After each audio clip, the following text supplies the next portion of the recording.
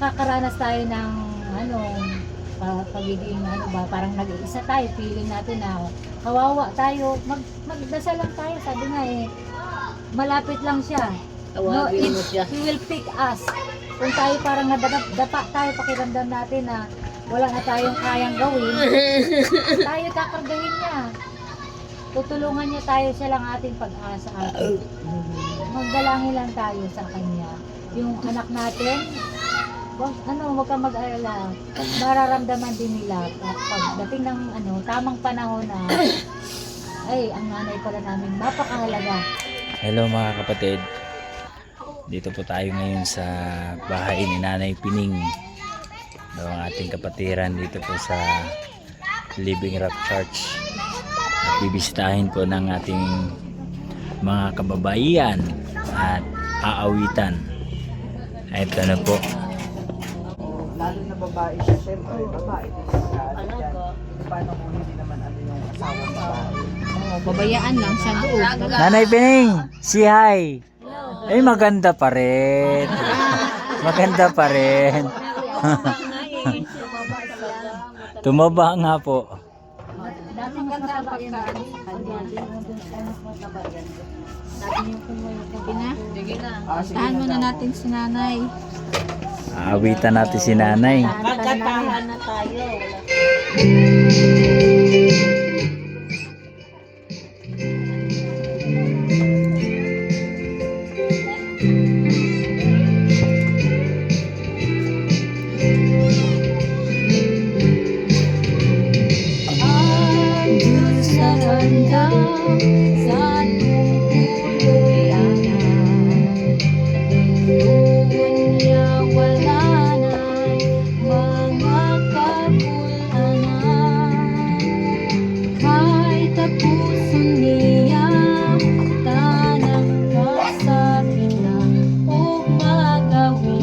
Magawin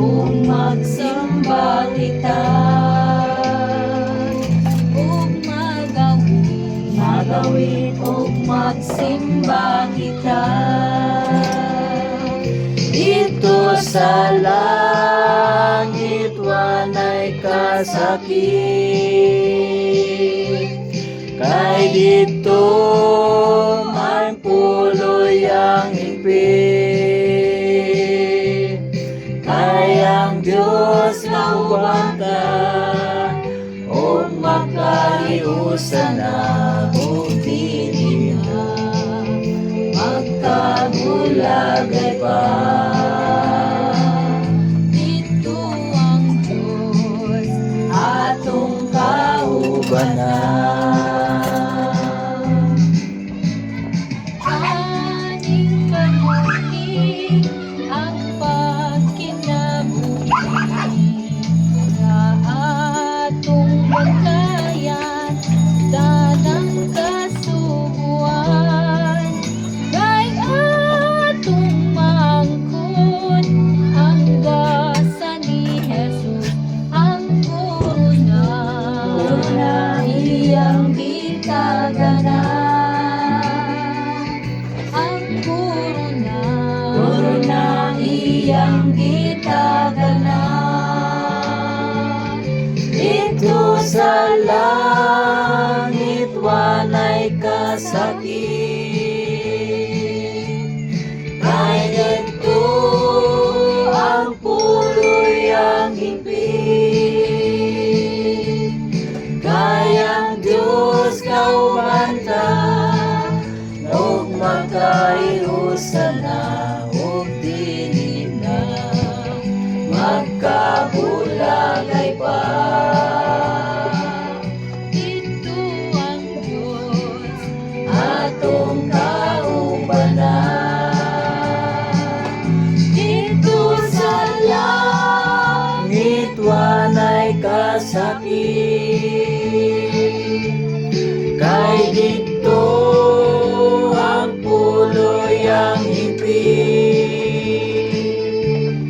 Kay ang Diyos kaubanta ug magkaiusan na ug dili na magkagulagay pa.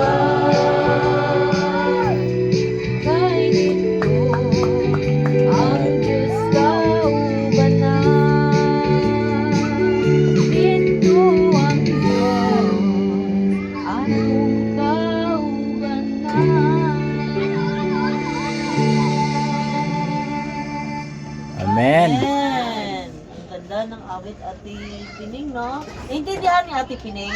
Siyempre, Bisaya man siya. Maningkamot kita Ate Pining, maat-ato to sa langit, kay dito ay nakasakit. Oo. Dito lang yung mga Oo, mga... Iwat natin dito sa mundo.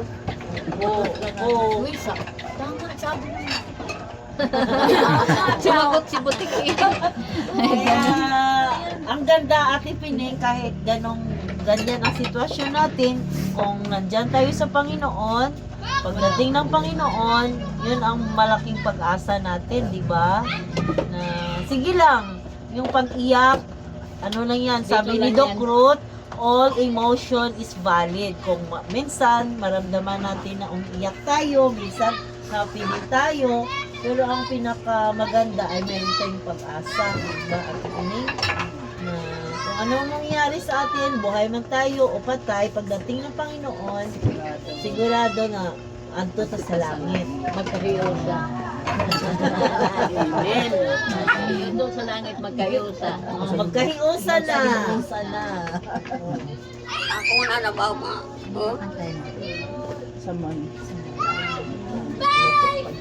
Sige lang, kay therapy mo na Ate Ros.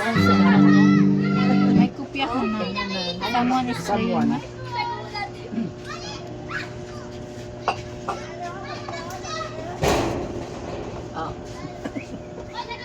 Kasi sobrang liit.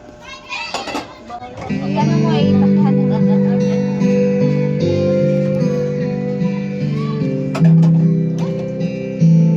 Pining, alam mo yan? Alam mo yan eh. Aming ka lang. Kuyog ka, kuyog. Someone is praying for you. Someone is praying for you. So when it seems you're all alone and your heart will break in two, remember someone is praying for you. And the clouds run you colored in the midst of the storm. It's your shift tossed and bothered. Are you weary and worn? Don't lose hope. Someone's praying for you this very day, and please be still. He's already on the way.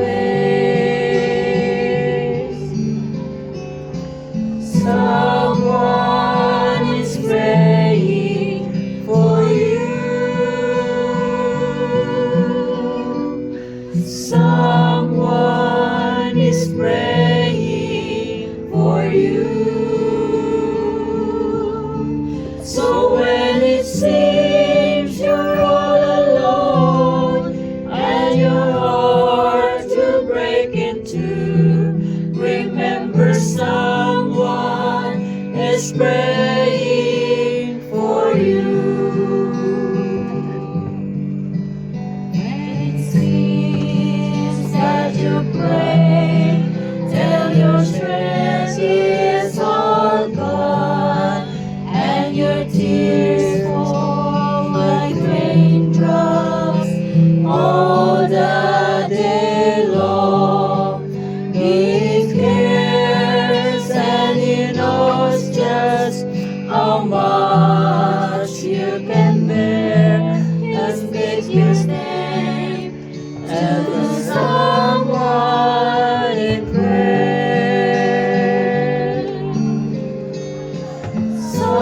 Someone is praying for you.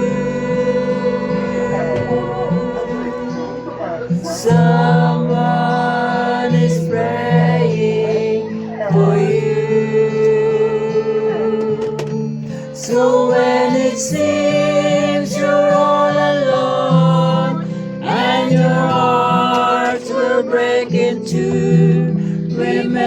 someone is praying for you.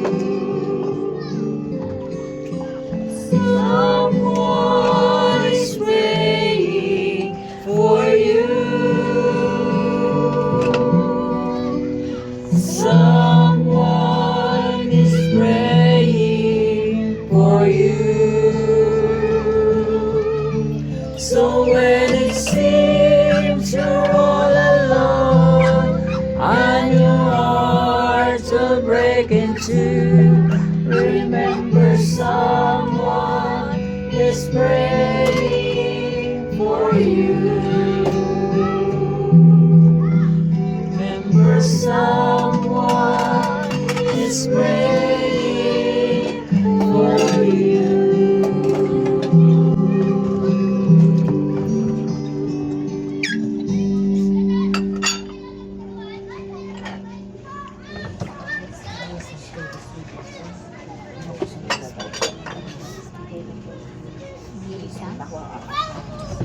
Kasunod pe.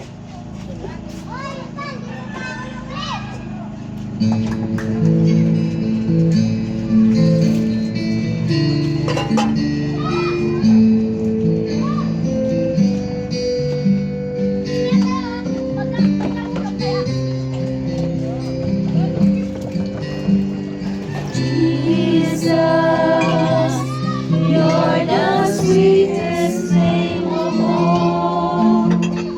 Jesus, you always hear me when I call.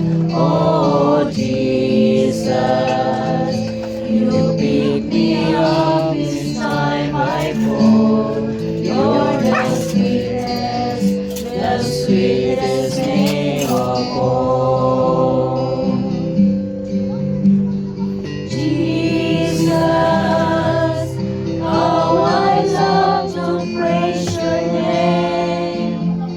Jesus, you're still a person that's the same. Oh Jesus, you died and took away my shame. You're the sweetest name of all.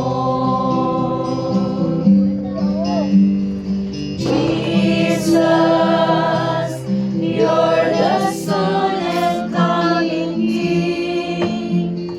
Jesus, we need the love that you can bring. Oh Jesus, we lift our voices up and sing. You're the sweetest name of all. Jesus, you're the sweetest name of all.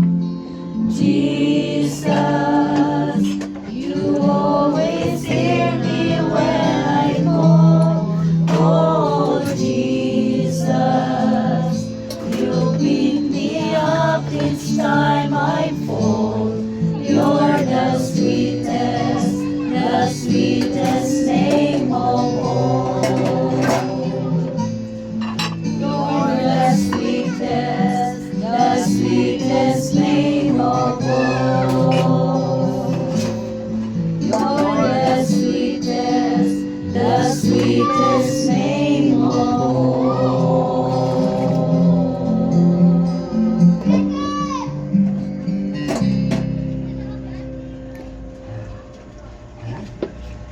Napakaganda ng kinanta natin, ate, no? Dito sa langit, wala na pag-uol. Ano yung kasakit, wala nang Paghihirap. Disconnected. puro na lang kasayahan. Ano sis? Ano te? Kasi sa langit, ando na yung Panginoon natin. Kasama na natin yung mangingibig natin na dakilang kaibigan natin, best friend natin, na sabi nga kung tayo dito sa lupa ay broken, ay sakit tayo, broken tayo, talagang parang wala na lahat, iniwan tayo. Pero dahil meron tayong Panginoon na pinaka-sweetest name, pinaka-masarap pakinggan, di ba? Damahin natin yun lagi. Lagi nating isaisip sa ating puso't isipan na ang presensya ng Panginoon kasama natin. Kahit iwanan tayo ng lahat, kahit anak natin, itakwil tayo, pabayaan tayo, di ba? Pero may ama tayo sa langit. May ama tayo sa langit na nagmamalasakit sa atin. Hindi tayo kailanman iwan. Kung nakakaranas tayo ng pagiging parang nag-iisa tayo, feeling natin na kawawa tayo, magdasal lang tayo. Sabi nga malapit lang siya. He will pick us. Kung tayo parang nadapa tayo, pakiramdam natin na wala na tayong kayang gawin, tayo kakargahin niya. Tutulungan niya tayo, siya lang ating pag-asa atin. Magdalangin lang tayo sa kanya. Yung anak natin, wag kang mag-alala. Mararamdaman din nila pagdating ng tamang panahon na ang nanay pala namin napakahalaga. Kung wala yung nanay namin, hindi tayo sa mundong ito. Ginamit ang ating mga ina para tayo mapalapit. Huwag mag-alala dahil ang Diyos nagpapahalaga sa iyo, sa ating lahat. Mahalaga sa ating lahat. Hindi na tayo iiwan. Kaya God is close to the brokenhearted. Sabi niya, crushed in spirit, He will save.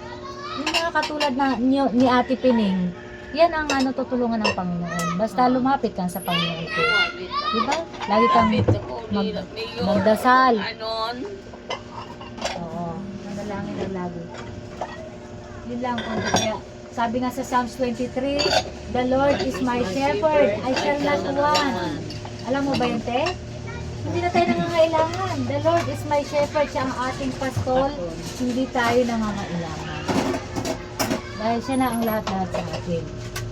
So, sa konting mensahe na yan, at sa aming pagdalaw, sana ay, ma-inspired ka, magkaroon ka ng, puso mo ay, masayahan sa Panginoon. Kasi ang kasayahan talaga natin ay yung kaligayahan natin sa Panginoon lang. Wala sa tao, walang maasahan sa tao. Kahit anak natin, minsan talagang tao lang din na lalo na nandito tayo sa mundong makasalanan, sablay. Pero sa Panginoon lang ang pag-asa. Amen. Amen. So, bago tayo mag-con, nanangin muna. Mag-pray tayo din tayo. Magkanta tayo lang. Thank you. Okay na lang tayo, no? Tayo po ay pumikit para sa ating pagkakas. Dakilang Diyos, naming Ama na nasa mga langit, puspos ng kahabagan at pagmamalasakit sa bawat isa sa amin. Narito po kami sa bahay ni Ate Pining. Tunay na nalalaman niyo ang kanyang kalagayan. Walang lingid sa inyo. Kayo ang nakakaalam ng kanyang puso't damdamin. Siya po ay labis na nalulungkot at labis na nakakaranas ng anxiety or maaring pag-aalala. Ngunit amin po siya inilalapit sa inyo upang siya po ay muling lumapit sa inyo sapagkat ang paanyaya nyo, kayo ay lumapit. Come unto me, all ye that are heavy laden, and I will give you rest. Lahat ng mga nabibigatang loob ay lalapit lamang po. Kung kaya't nais naming ilapit sa inyo sa Ate Pining. Patuloy niyo po siyang kargahin. Patuloy niyo siyang akayin at hipuin ang kanyang pangangatawan, ang kanyang puso't isipan na maramdaman niya ang inyong paghipo. At tulungan niyo rin po siya na lumapit sa inyo katulad ng isang babaeng inaagasan na madampi lang ang kanyang kamay sa laylayan ng suot ng aming Panginoon, ay makakaranas po siya ng kagalingan. Nawa po ito ang inyong ipadama sa kanya. Isa-isip niya na kung hindi man siya magkaroon ng kagalingan dito sa lupang ito, ngunit magkakaroon siya ng kagalingan sa espiritual, at lalo na higit sa lahat, ang kagalingan ito ay magdudulot ng pag-asa sa bawat isa, pag-asa sa kanyang isipan na sa lupang ito walang walang kasiguruhan kundi sa darating na aming hinihintay ang inyong muling pagbabalik, ang second coming na siyang dakilang pag-asa ng bawat isa sa amin. Kung kaya't amin pong hinihiling na kayo po ang patuloy na mag-encourage sa Kanya, magpaalala sa Kanya ng inyong mga pangako sa Biblia na kayo'y muling darating upang makasama namin. Nawa ito ang aming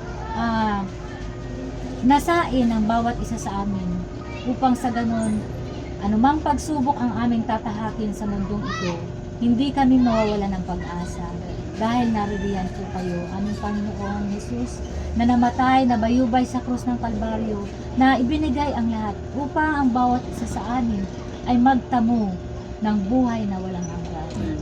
Siya ay nabayubay sa krus, hinampas, sinugatan, pinako sa krus upang sa ganun ang bawat isa sa amin ay magkaroon ng kagalingan. Kung hindi man kagalingan sa pisikal, kagalingan sa spiritual.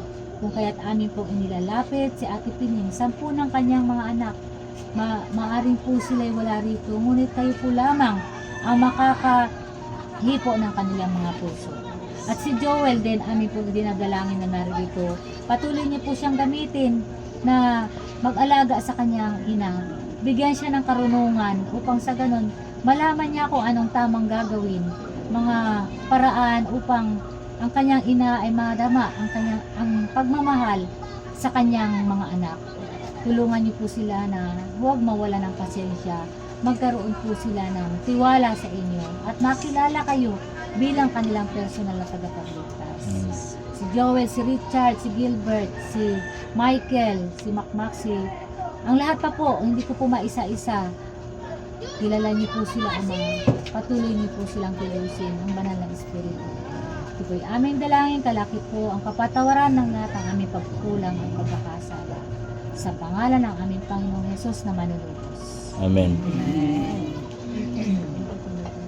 Thank you, Lord, for saving my soul.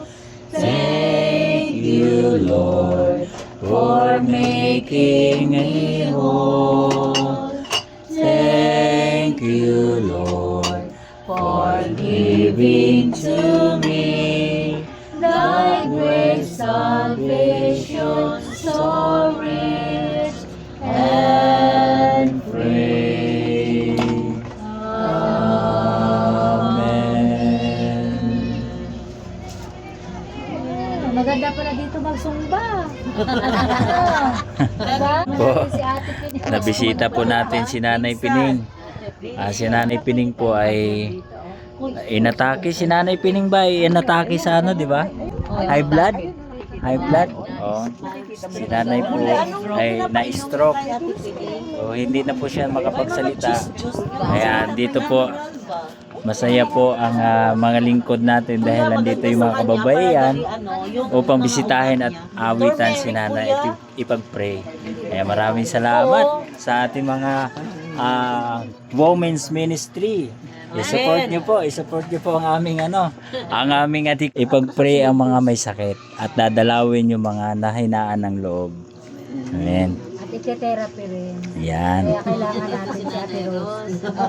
Dito rin si Sister Tess, makakapag-suggest ng mga magandang iinumin. Pwede pala tayo maggawa ng channel ng women's ministry. Oh. Magdadalaw tuwing Sabado ng hapon. Si Ate Pining ko yan. Ano yung maintenance niya? Lusar.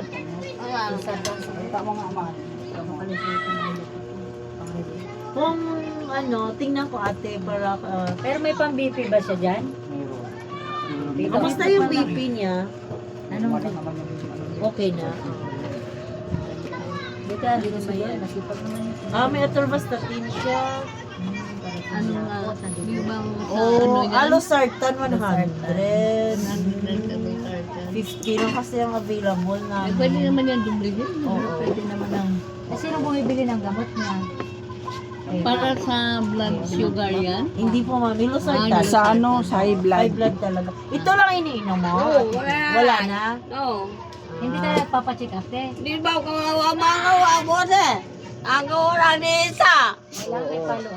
Ngunit pag nawa pa. Kasi, Laboratory yan. kasi Ate Pining, kung hindi naman kasi, baka babaan na yung ginating yung losartan kasi mataas yan eh. Oo, dapat sana naging pa-laboratory ka after 3 months ng pagka Wala ka na wala talaga. ano na kahit. Ma, Hmm. wala na. Oo. May vitamin siya, kuya. Wala. Sapat B-complex sa Oo. kanya para yun sa mga ugat. Parang lumambot-lambot. Di ba si ano, nung binigyan namin ng B-complex, ano na? Nakalakad na siya. Nalakad na.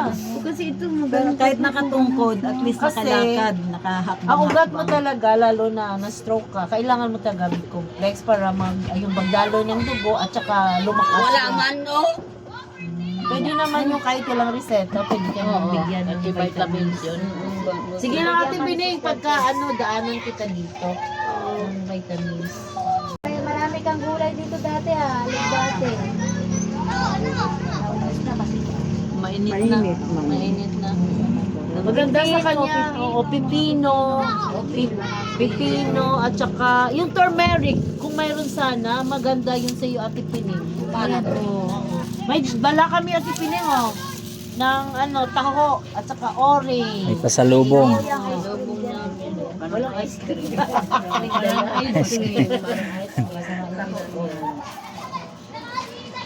May ref kayo kuya? Wala. Kainin nyo na lang, dapat maubos yan kasi hindi pwede na, hindi kainin nyo na lang yan mamaya.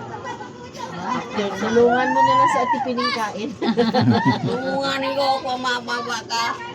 Bukas ng hapon. Oo, tungungan. Kasi may ano pa ako. may ano pa siya ngayon. Pero sana kung naagapan ka, hindi na yung ano ni, nagkaganyan na rin si Ay, nako, maga ang wagang-waga. Pero katawan. ngayon, Maga talaga yung katawan niya. Pero, ano naman, naka-recover din. Iyakin din yun. Makita si mami iyakin. iyak din siyang dalawa. Doon sa langit, wala nang iiyak. Bukas ba yan? Siya ba yung birthday mo? Yung asawa niya. Ang asawa niya ang may birthday. Ay, hindi, sa ano? 22, bukas. 22 nga. 21 ngayon. Sige lang, sabihin ko ngayon. Daanan ko doon. Kasi sabi pa niya, bisitahin mo naman ako. Hanggang pari, araw-araw. Ang dami kong So, punta na tayo doon. Tara na. Dami mga ano Ate Pining, kasi bisita din tayo kay Sister Marga. Oo. si Marga pa.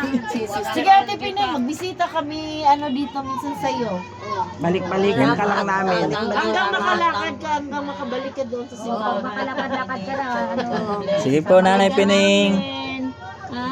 Okay. Magaling po Kaya kayo. kung may kayo, i-adjustan nyo siya ng turp tsaka pipino. So ayan po mga kagimo.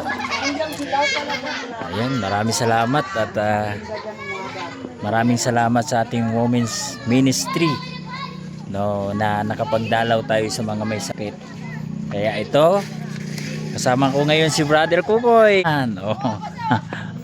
Oh, ang aming elder at tagapaghatid sa mga women's kung saan man dadalaw. At syempre, kasama din ako dyan.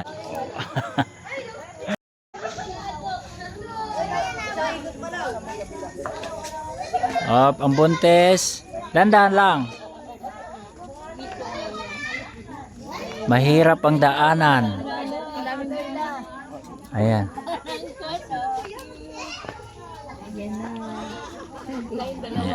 Okay. Oy, ito si nanay driver. Driver. Ayan. Driver, ano ba itong driver na? Ano? Talaga naman. Dagang kay agap ko nun ba? Aroy, nako. Yung mga nagbibisita, tutulungan din sa pagdaan. Alalayan din. Po ang bahay nila. Ayan. Ayan. Gimo TV. Gimo TV. Ayan. pala dito. Yan o, yung mga bata.